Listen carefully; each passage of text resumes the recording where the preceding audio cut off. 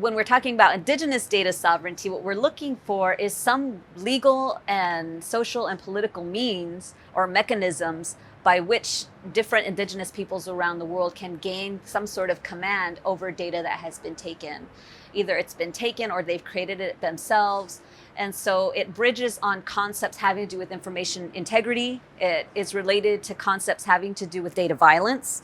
It has something to do with knowledge and knowledge objects and knowledge economies. What the US has instead of a single data policy is that they have an assemblage of practices, policies, norms. They have some kind of rights relating to the ways data serves United States government institutions and corporations.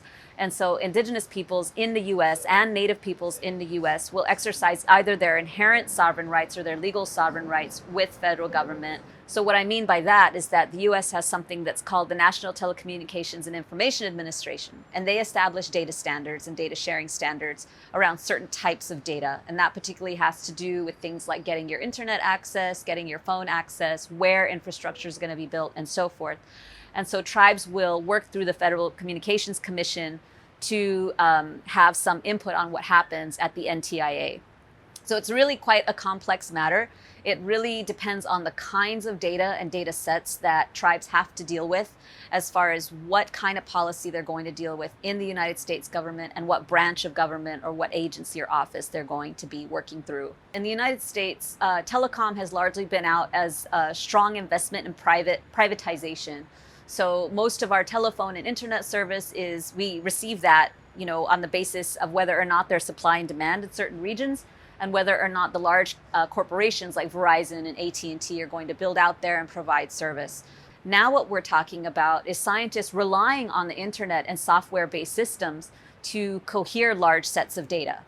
And they need high bandwidth to do that. And so what's happening is that they need data plans to build data sets for their work. And so what we have essentially is a consolidation of tribal scientists, American Indian scientists, indigenous scientists, and so forth, people who rely on data, having to affiliate with large institutions that have access to the software systems and tools to do their trade, to do their science. We're in a moment across the world, really, where there is this broad assumption that because we've become globalized, because it's fairly easy to trade goods, information, labor, and currency across borders, that data likewise travels across borders through these internet infrastructures, typically telecom infrastructures and large institutions, global multinational institutions.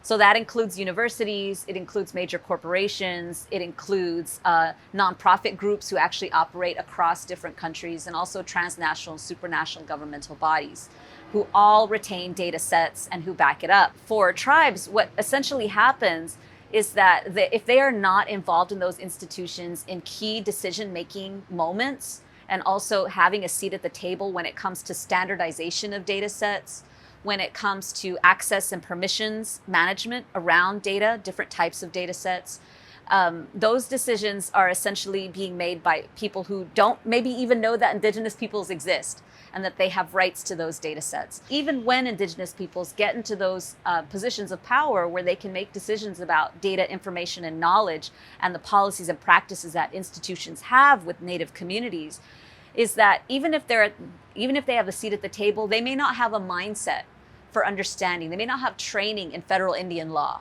or they may not have an understanding about how the technology precisely works or how those systems precisely work. It's a very steep learning curve. An ideal future when it comes to indigenous people using data means that we would have a lot of technically trained scientists who are native and indigenous all throughout the world, who are working for justice in their communities. That means that these scientists would have to be transdisciplinary. They would have to be trained to understand how art is a type of data in native indigenous communities, and how story work is an integral method of interpretation.